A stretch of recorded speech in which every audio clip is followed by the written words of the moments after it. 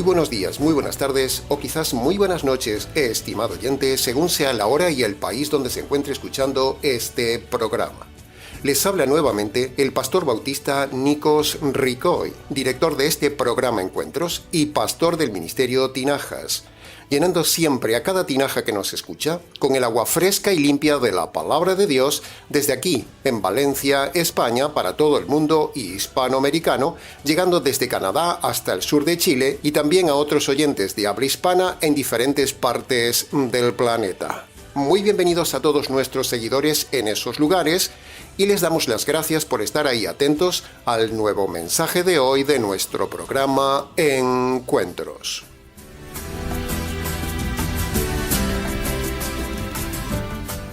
Tal como lo venimos haciendo desde el inicio del año, me acompaña nuevamente hoy, en esta nueva etapa del canal, el conocido pastor Miguel Monroy desde La Paz, Bolivia. Muy bienvenido nuevamente al programa. ¿Qué tal está, estimado pastor? Bien, gracias. Saludos, Pastor Nikos. Desde el centro de Sudamérica para usted y nuestros estimados oyentes, unidos por la bendición del Internet. Amén. Así es, pastor. La maravilla de Internet.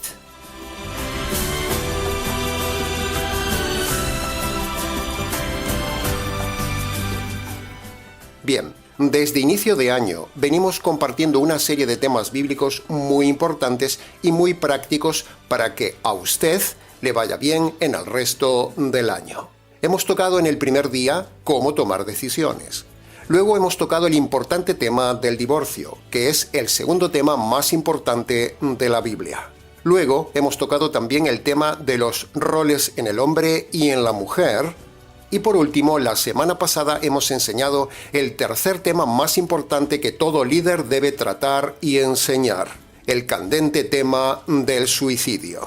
Hoy tocaremos también un tema muy práctico antes de que avance más el año, porque en todos los países, seguro que en este año habrá algún tipo de elecciones, bien sea elecciones locales, regionales, departamentales o nacionales. Y si no las hubiere en este año, seguro también que pronto las habrá. Así que escuchando el programa de hoy, usted ya estaría informado bíblicamente del tema para cuando surja la ocasión de votar en su país.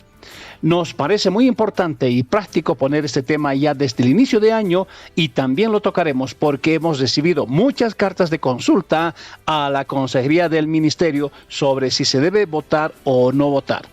Así que para contestar todas estas cartas a la vez, vaya entonces hoy este importante tema hecho por el equipo de trabajo del Ministerio Tinajas para usted. Amén. Según la definición del diccionario de la RAE, la Real Academia Española de la Lengua, la política es el arte, la actividad y el conjunto de doctrinas de los que gobiernan, cuyo fin es el bienestar de los ciudadanos. Bien, toda esta definición es muy bonita en teoría, pero la realidad es otra. Por lo tanto, anticipamos a los oyentes, tal como alguna vez hemos dicho en el canal, que en el Ministerio Tinajas nos abstenemos de la política. No creemos en ningún político y estamos en contra de votar por las siguientes razones que daremos a continuación en este mensaje. Y como el tema es largo, para ir directamente al grano, dividiremos nuestra tesis pastoral de hoy en varios puntos para su mejor comprensión.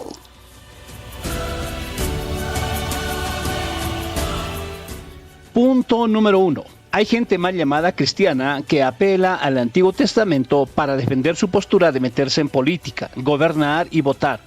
Pero a esos debemos decirles que, primero, para empezar, no estamos en el Antiguo Testamento. Las cosas han cambiado. Allí no se votaba, señores.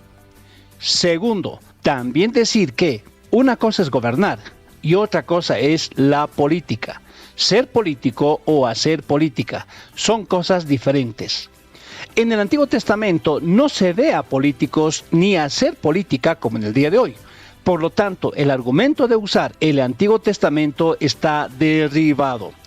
Tercero, por otro lado, los gobernantes creyentes que vemos en el Antiguo Testamento fueron muy pocos y fueron puestos por Dios para una sola meta: cuidar al pueblo de Israel para que un día llegara el Mesías. Esos que dicen que los gobernantes del Antiguo Testamento sirven para defender la idea de que el creyente puede gobernar estar en política y votar, eso es un retorcimiento argumental. Y cuarto, es curioso que los apologetas, los falsos pastores y los falsos cristianos de hoy siempre, para defender sus doctrinas cesadas, recusen al Antiguo Testamento, nunca al Nuevo Testamento. En resumen, el argumento del Antiguo Testamento para ser político, meterse en política y votar no les vale, es falso. Punto número 2. Estamos en contra de votar y de la política porque la Biblia dice que, para el verdadero convertido, nuestro rey y su reino no es de este mundo, y que aún estamos aquí en este mundo solo para una cosa, para difundir con nuestra boca y testimonio la política del rey y del reino, o sea, el Evangelio. No estamos aquí para hacer política social ni mejorar el mundo, ni buscar la felicidad social, no. Jamás se mejorará este triste mundo. Con lo cual, poner la esperanza en algún político, en difundir política, en estar a favor de algún político, en defender alguna tendencia político-social, hacer propaganda política, postularse a favor de algún partido político, perder el tiempo siguiendo la política en televisión, hablar a favor de algún político y votar, todo eso es pecado y hacerse cómplice, porque esa actitud y conducta va contra la voluntad de Dios, que quiere que el verdadero convertido, el verdadero cristiano, se centre en difundir solo la política perfecta del reino, no en defender algún político imperfecto o tendencia política imperfecta de este mundo imperfecto. No, mi reino no es de este mundo, dijo el Señor Jesús, el Rey. Y el convertido dice amén a estas palabras del Rey. Punto número 3. Estamos en contra de votar y de la política porque es pecado, ya que es seguir la corriente de este mundo, como dice Efesios capítulo 2, versículo 2. También es pecado de mal testimonio y evidencia de no conversión. Es pecado de ignorancia de la Escritura y es pecado de mundanalidad. El convertido no debe ni tocar el tema de la política. La política es basura, y la basura ni se toca ni se acerca uno a ella. Y peor, la politiquería. En nuestro canal nunca hablamos de política, ni la mencionamos. Es parte de la corriente de este mundo que lo lleva a uno al abismo. Y aunque hasta ahora nos faltó tocarle en el canal, como muchos otros temas, el hecho de no haber tocado el tema de la política, eso ya infiere nuestra posición antipolítica radical. El convertido verdadero no va con la corriente de este mundo, porque esas aguas lo llevan a la catarata del abismo. Amén. Punto número 4. No votamos ni estamos a favor de la política ni los políticos, porque todo político mal llamado cristiano, tal como hay muchos pastores que se meten a políticos, o pastores que meten a los políticos en sus iglesias, todos esos políticos y pastores son unos ingenuos, unos vividores, unos ignorantes de la Escritura, unos aprovechados, unos perdidos, porque un pastor que defiende la política o mete a un político en su iglesia es un lobo vestido de oveja. La política siempre ha demostrado ser falsa y del mundo. Los políticos americanos o latinoamericanos han utilizado las iglesias para su beneficio para captar votos y los pastores se han dejado influir por ellos para recibir beneficios de los políticos, o sea, un círculo de corrupción. El cristiano no se mete en política aunque tenga buenas y sanas intenciones y que quiera mejorar la educación, la economía, la atención médica, que haya justicia social y mejores días para su país. El cristiano solo habla del evangelio, no de política, porque si una persona se mete a político y puede hablar al público de política, pero no enseña el evangelio en público, entonces eso muestra su poca visión de la realidad bíblica, pregonando su política terrenal en lugar de pregonar la política del reino eterno. Solo puede dar luz o enseñar los principios bíblicos de gobierno del Antiguo Testamento, pero, a un cristiano convertido por medio del verdadero evangelio. No se puede servir a dos señores, dijo el Señor Jesús. Amén. ¿Ha visto usted, estimado oyente, a algún político cristiano aprovechar su popularidad para predicar el verdadero evangelio de salvación a las masas? ¿Lo ha visto usted? Muéstrenos tan solo un político si puede que predique el Evangelio, pero no hay ni uno. Por lo tanto, eso demuestra que ese político, sea pastor o no, mal llamado cristiano metido en política, es un perdido, es un lobo, no es cristiano. ¿Va usted a votar a un perdido moralista que se aprovecha del título de cristiano para ganar votos y luego vivir la buena vida a costa suya? Este es otro argumento en contra de los políticos, en contra de la política y en contra de votar. En el Ministerio Tinajas no votamos, nos abstenemos. Y si es obligación por ley en su país votar, entonces vaya, vote en blanco o haga un voto nulo, pero no vote ningún político. Punto número 5. Suponiendo que un político muy moral, incluso un supuesto político cristiano que fuera electo, nunca gobernará en solitario con mayoría absoluta para desarrollar sus ideas ético-morales bíblicas, porque siempre habrá votantes que no estén a favor de su política moral. Y si saliera gobernante por la minoría simple o por hacer pactos con otros partidos al tener que gobernar con la oposición, sus principios morales y cristianos quedan manchados, obstaculizados y frenados por tener que asociarse con los de la oposición, porque si no, no podría gobernar, ya que la oposición no le dejará gobernar de forma plena con su moral, porque la oposición es precisamente inmoral. Pongamos un ejemplo, el tema del aborto, por decir alguno. El supuesto político cristiano en su campaña postula derogar toda ley a favor del aborto. Muy bien, eso es fantástico. Pero si sale elegido, como no gobernará en solitario ni con mayoría absoluta, el partido o los partidos de la oposición que gobiernan con él se opondrán a su tesis antiaborto. Y entonces el supuesto cristiano tendrá las manos atadas y su propuesta de derogar la ley del aborto no se cumplirá. Porque tendrá que ceder, de lo contrario no le permitirán gobernar. Es pura lógica política, estimado oyente. Con lo cual, si el supuesto político cristiano que había prometido derogar la ley del aborto cede y no la deroga, quedará desacreditado y como un mentiroso ante sus votantes, y será visto como cobarde y un vendido. Y si no cede, entonces no podrá gobernar el país porque la oposición lo bloqueará, no lo dejará gobernar o terminará su mandato por ingobernabilidad. Es pura lógica política, estimado oyente. Es un absurdo meterse en política por este punto. Un político mal llamado cristiano nunca podrá gobernar con la ética y moral cristiana a pleno rendimiento. ¿Cuántas veces, cuánta gente ha quedado defraudada porque votaron a un político que luego no puede cumplir lo que había prometido y porque cede ante el partido de la oposición? ¿Cuántos? ¿Ve? Ahí lo tiene. Por eso no votamos ni creemos en ningún político. Punto número 6. Cuando un político se postula, hay que ver su vida personal, si en verdad se ha convertido bíblicamente.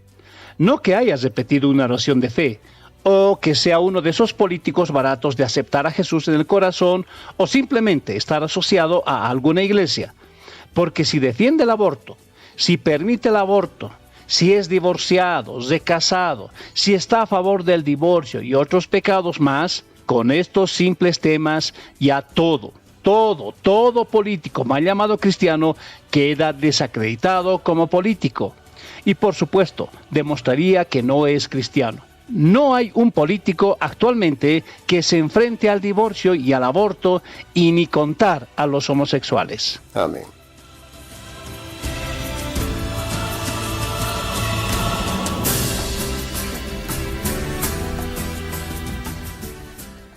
Hace unos meses hablaba con una mujer que defendía con uñas y dientes a un presidente latinoamericano. Me decía que era lo mejor que había habido en su país.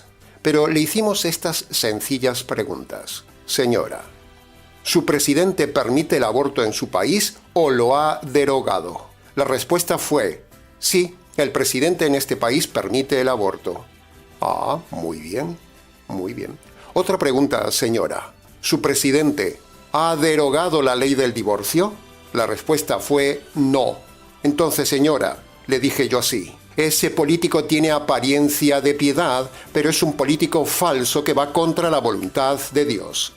Y si usted ha votado a ese hombre, usted se ha hecho cómplice de los pecados de ese presidente, y Dios se lo demandará a usted el día del juicio. Caso cerrado, señora.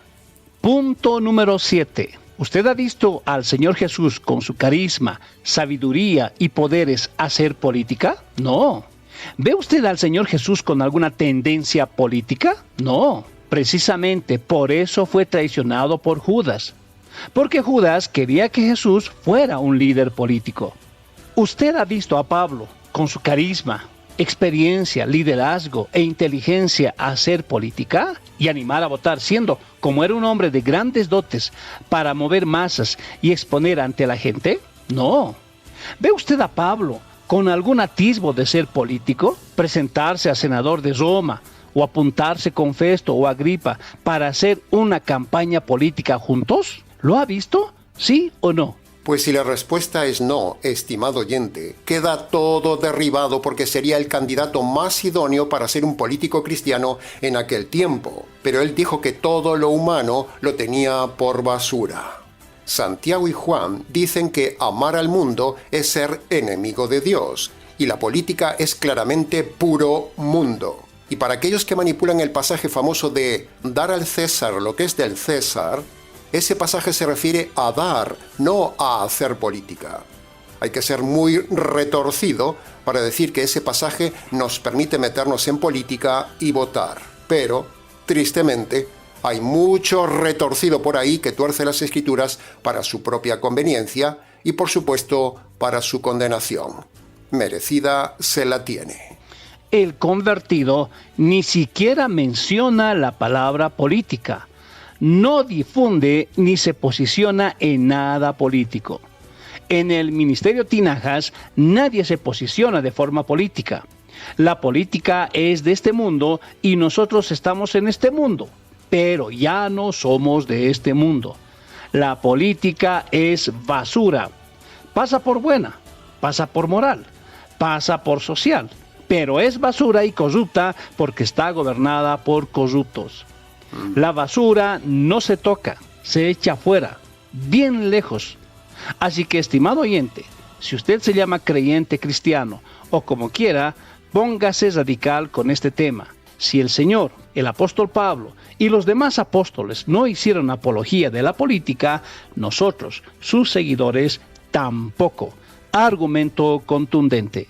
Estoy completamente de acuerdo con su argumento, Pastor Miguel. Punto número 8. La política, ni siquiera con la democracia, ha mejorado el mundo. Por lo tanto, ¿por qué invertir tiempo, dinero y energías en lo que no vale? En cambio, el Evangelio sí ha cambiado la sociedad y hace una raza de hombres diferentes. Pero la política solo corrompe al hombre. ¿Va usted a defender lo corrupto y los corruptos? Políticos no hay ni uno bueno. Si usted vota a alguien, se hace cómplice de quien vota, y Dios se lo demandará a usted. Se dice que la democracia es el sistema menos malo de todos, pero sigue siendo malo, muy permisible y muy injusto, donde no hay justicia ni castigo, sino solo corrupción, libertinaje y permisividad. Solo hace falta mirar las democracias del mundo para ver que lo que digo es verdad. Por lo tanto, la evidencia objetiva demuestra la falacia de la política de la democracia. Sin embargo, que nadie interprete que estamos a favor de otro sistema político. No. Simplemente somos apolíticos. Aceptamos el sistema que nos toca vivir, pero no lo votamos. Sin embargo, el cristianismo ha demostrado 1000 veces que sus valores sí cambian a las personas. Y cuando la gente cambia por medio de la conversión, por medio de la política del Evangelio, las familias son mejores, los barrios son mejores y el país es mejor. Pero la clave está en el individuo convertido, no en las masas. La política se dirige a conquistar masas Y el cristianismo se dirige a conquistar y cambiar individuos, tal como lo hacemos nosotros, tinaja a tinaja. La política no sigue los valores neotestamentarios, y para demostrarlo, le menciono solo estos principios antibíblicos de la política: el aborto, el divorcio, el libertinaje sexual y el gobierno de las mujeres. Con algunos de estos principios, ya toda política queda desacreditada. Amén.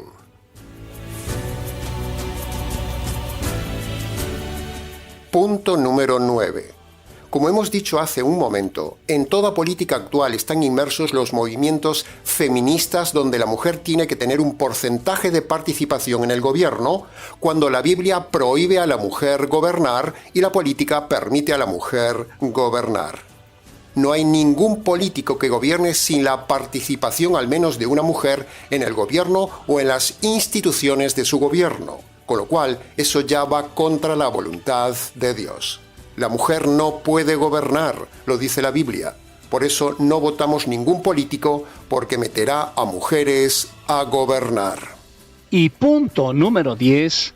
En el Nuevo Testamento, nuestra Constitución, nuestra Carta Magna, no dice en ningún lugar que el cristiano debe gobernar un país o una ciudad. El único lugar que dice el Nuevo Testamento que se debe gobernar es en la iglesia y en su casa, no en la sociedad. Esa gobernabilidad permitida y mandada por la Biblia no se amplía a la sociedad. El cristiano solo gobierna la casa y la iglesia. Punto. No hay más campo de acción para gobernar. Por cierto, hay muchos líderes que no gobiernan ni en su casa ni en sus hijos. Entonces, ¿cómo van a pretender gobernar bien un país o una ciudad?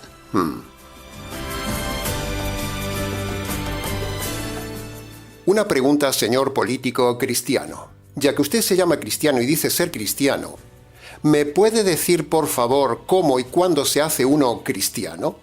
¿Me podría decir cómo se perdonan los pecados? Y una última pregunta, señor político cristiano. ¿Me podría decir qué es el Evangelio? Si usted se llama político cristiano o es de la democracia cristiana, usted debería saber responder estas preguntas. ¿No cree, señor político? ¿Sabe una cosa más, estimado oyente, que vota a políticos que se llaman cristianos? Usted, como votante, debería hacerles esas preguntas a su político cristiano, pero no hay ni un solo político cristiano, ni un solo falso pastor que se postula a político que haya respondido estas preguntas con efectividad. Es más, desafiamos a todo político cristiano a que nos responda estas preguntas. Pero no habrá ni uno. Y si ese político cristiano no sabe lo básico del cristianismo, la necesidad más básica para esta sociedad, entonces, ¿cómo va a gobernar si no sabe estos dos principios fundamentales del cristianismo? Imaginemos, yo como cristiano me postulo para la candidatura de alcalde, gobernador, intendente, presidente o lo que sea. Una pregunta, señor político cristiano. Ya que usted se dice cristiano y se postula, ¿cómo se hace uno cristiano? Aceptando a Cristo en mi corazón. O recibiéndolo en mi corazón, congregándose, asistiendo a una iglesia, o portándose bien, o dejando el pecado. Yo creo que, diezmando, ayunando. Sí, yo creo que de esa manera, así se hace uno cristiano. Zas, ya ha quedado cazado, señor político cristiano, con sus respuestas. Usted no es cristiano, señor político. Así no se hace uno cristiano. Usted es un vividor como cualquiera que se pone el título de cristiano para que le voten los incautos de las iglesias mal llamadas cristianas. La Biblia dice dos pasajes. Primero, 2 Corintios capítulo 10, versículo 5. Derribando argumentos y toda altivez que se levanta contra el conocimiento de la verdad. Y segundo pasaje, Tito capítulo 1, versículos 10 y 11. Hay muchos rebeldes, charlatanes y engañadores, a los cuales es preciso taparles la boca Y eso es lo que hacemos en este canal. Amén, Pastor Miguel. Eso es lo que pretendemos hacer con este mensaje. Ahora, llegando al punto clave de nuestro discurso político de hoy, yendo al punto donde debemos converger toda campaña pública y todo mitin. Si al inicio dijimos que la política es el arte y el conjunto de doctrinas para gobernar a las personas, nosotros también tenemos un arte. Nuestra retórica es, nuestro discurso político es, nuestra doctrina es decir la verdad y redirigir a toda persona al Evangelio. Ese es nuestro arte y la mejor política que tenemos de parte de Dios para el hombre, y con eso mejoramos las personas y la sociedad mucho mejor que 100 políticos juntos. Las personas cambiadas por la política del Evangelio luego mejoran sus entornos personales, familiares y sociales mejor que cualquier político o sistema político. No necesitamos la política, necesitamos el Evangelio. Una sociedad con Evangelio no necesita política ni políticos. Amén. Escucha ahora el mejor discurso que jamás hombre alguno haya dado sobre la tierra. Escuche el mensaje que cambiará su vida, y con ello usted podrá cambiar la sociedad. La Biblia enseña que los hombres cambian y mejoran su vida y la sociedad por medio del Evangelio, no por medio de la política. Así que veamos entonces a continuación el Evangelio verdadero, completo y jurídico, el verdadero discurso político de Dios al hombre que cambia esta sociedad.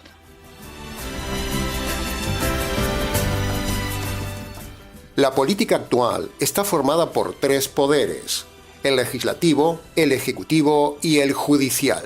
Bien, ¿sabe una cosa, estimado oyente?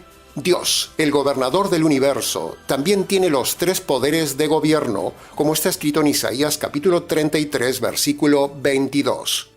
Tiene el poder legislativo, hace y pone leyes. Tiene el poder ejecutivo, manda y se cumple. Pero Dios también es juez, por lo tanto tiene el poder judicial en sus manos. ¿Ve? Ahí lo tiene.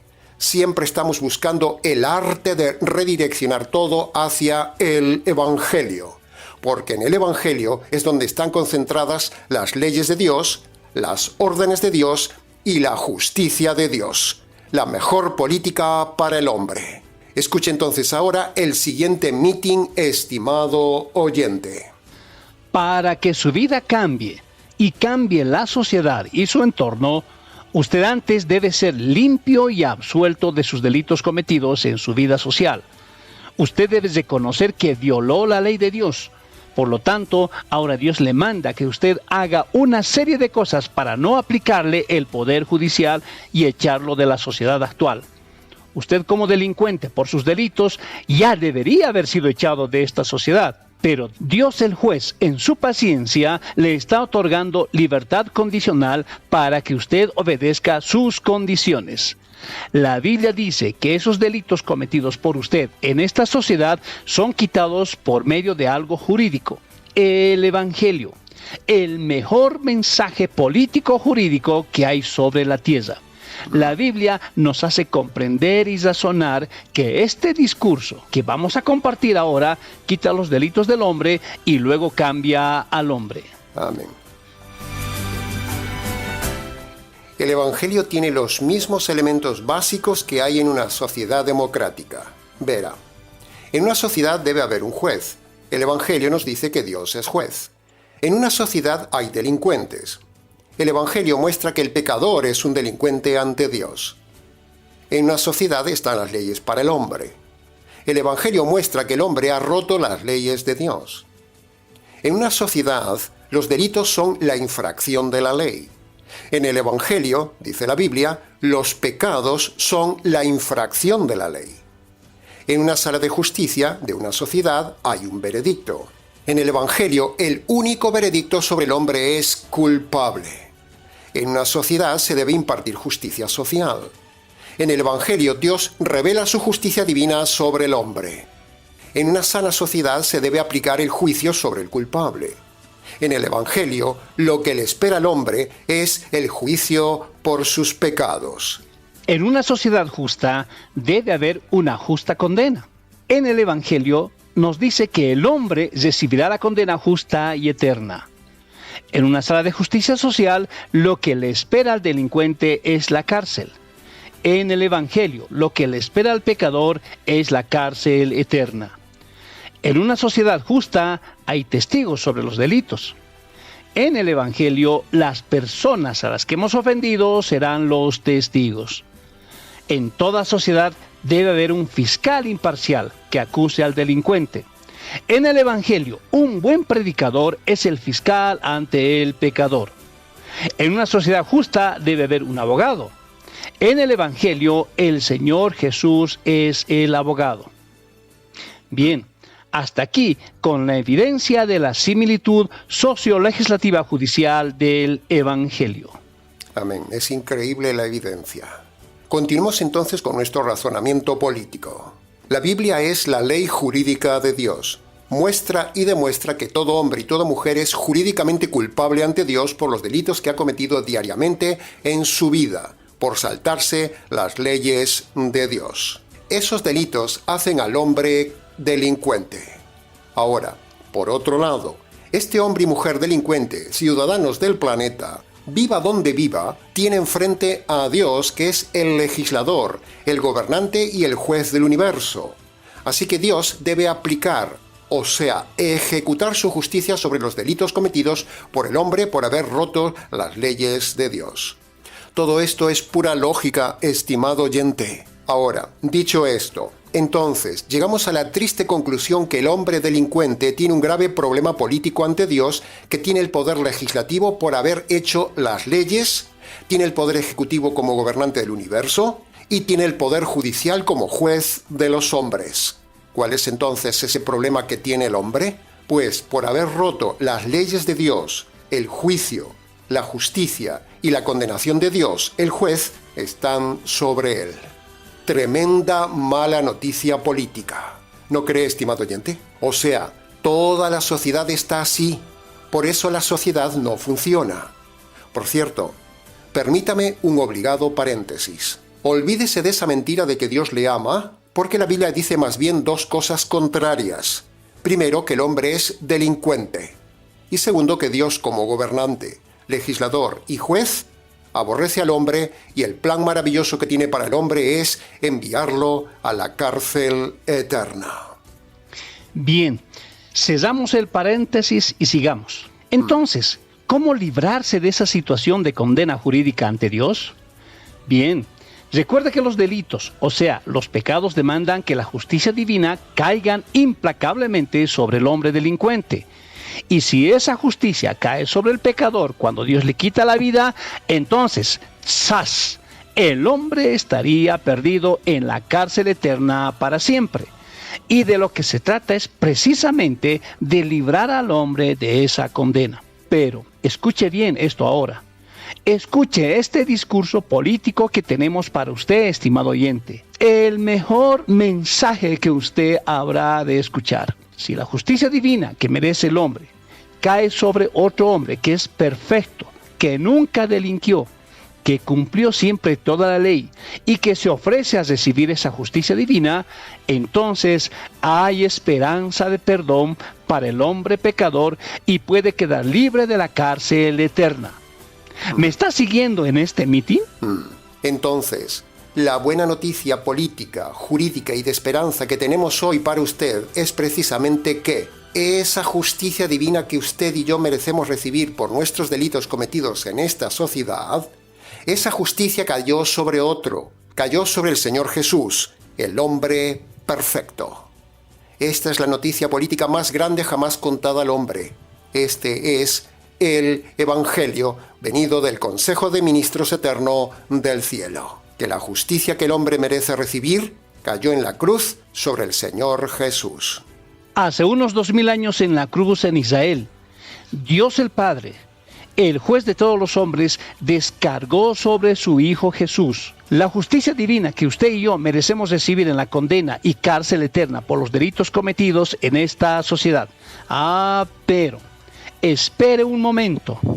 Por el hecho de que la justicia divina ya haya caído sobre el Señor Jesús, eso no perdona automáticamente los delitos a todos los hombres ni lo cambia.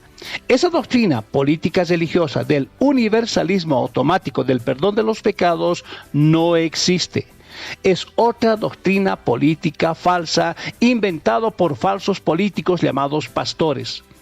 Sino que Dios, el legislador, el gobernador y el juez del universo, después de haber descargado su justicia sobre su Hijo, el hombre perfecto, ahora ordena, manda y legisla que todo hombre o mujer, ciudadanos de este planeta, de forma individual, para ser perdonados sus delitos, ser libre de la justicia divina y cambiada su vida, todo hombre debe obedecer una serie de requisitos según el mismo Dios legislador, gobernador y juez dice en su Constitución, en el artículo M, quebrado 1.15, donde esa ley dice: Primer requisito.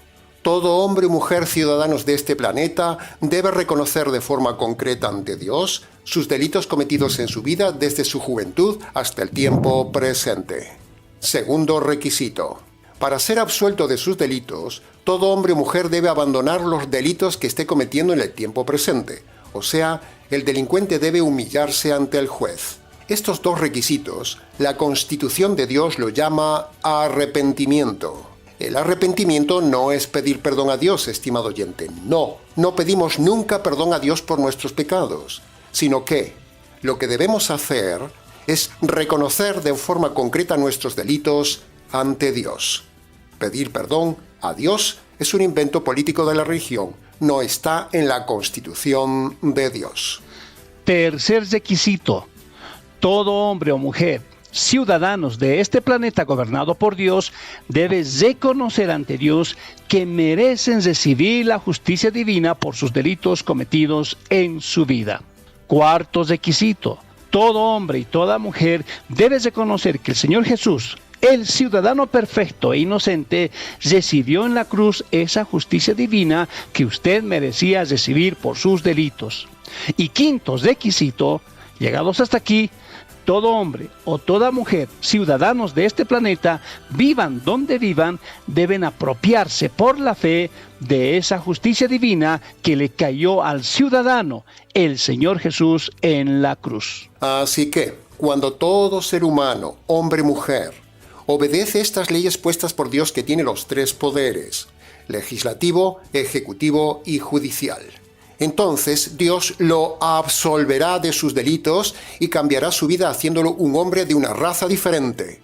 Y entonces Dios, la autoridad suprema, declarará inocente a ese hombre, limpiará su conciencia de culpas, cambiará al hombre y un día podrá entrar en un reino eterno de justicia plena, paz social y felicidad eterna. ¿No le parece increíble, admirable y asombroso este discurso político esperanzador para esta sociedad sin esperanza, estimado oyente? Este es el mejor discurso político, el mejor meeting que hemos dado 1000 veces a los hombres en todos estos años. La política del cielo con las leyes divinas y la centralidad del Evangelio. Por lo tanto, dicho esto, y para terminar, le aconsejamos que vaya a su habitación y allí, con sus palabras, obedezca los requisitos que manda Dios en su Constitución en Marcos 1.15. Requisitos que le hemos detallado hoy para usted, para que tenga su conciencia en paz, para que sus pecados sean perdonados, para que sea libre de culpa y para que usted sea un ciudadano nuevo. ¿Usted quiere un cambio social? Empiece por usted mismo por medio del poder de la política de Dios concentrada en el Evangelio. Que conste en acta. Que conste en acta.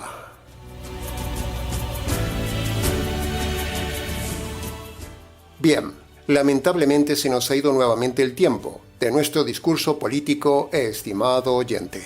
Hasta aquí con el mensaje de hoy. Mucho más se pudo haber dicho de este tema, pero con lo dicho es suficiente para usted. Para preguntas, consultas, consejería pastoral, comentarios y demás cuestiones políticas de Dios, Si quiere, escríbanos al nuevo correo pastoral de nuestro partido político, el Ministerio Tinajas. Lo tiene en pantalla. ministerioTinajas@gmx.es. Amén. Bien, antes de terminar, queremos decirle una vez más, como en cada programa, que nos gustaría contar con su voto. Sí, así es. Puestos a votar, pedimos su voto de apoyo. Vótenos a nosotros, estimado oyente. Vótenos. Confíe en nuestra política de integridad.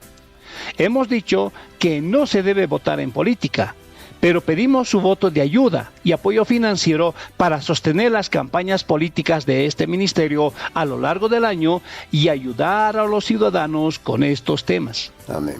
Confíe en nosotros, estimado oyente. Vótenos. No somos vividores, somos servidores. Somos políticos espirituales y honestos de la verdad. El Ministerio Tinajas es un partido político pequeño que está haciendo cosas grandes sociales y espirituales en la red. Así que ayúdenos con su voto y con sus medios para ayudar a otros. Pedimos el voto de confianza a la gente y damos gracias a los seguidores del canal que ya dieron su voto de confianza a nuestro trabajo pastoral. Muchas gracias a usted también, Pastor Miguel, por estar ahí hoy nuevamente, acompañándonos en este mensaje valiente. Saludos hasta La Paz, Bolivia, y nos vemos juntos en el próximo programa para todo el mundo hispanoamericano. Amén. Aquí estaremos dispuestos y con gusto para el próximo programa, Pastor Nicos, porque nos gusta difundir la verdad. Amén. Gracias, Pastor Miguel, por formar parte de este meeting de campaña espiritual de hoy. Bien. Hasta aquí, estimado oyente, con el programa hecho por el equipo de trabajo del Ministerio Tinajas. Nuestro discurso político ha sido la verdad, solo la verdad y nada más que la verdad del tema, de parte de este orador quien les habla, el pastor Nicos Ricoy, y el orador, Pastor Miguel Monroy, expositores políticos del Ministerio Tinajas, desde aquí, en la ciudad de La Paz, Bolivia, muy cerca del cielo, y desde aquí a ras del mar, en la ciudad de Valencia, España. Será entonces, con el gusto de siempre, hasta el próximo mensaje, aquí, en nuestro habitual programa Encuentros.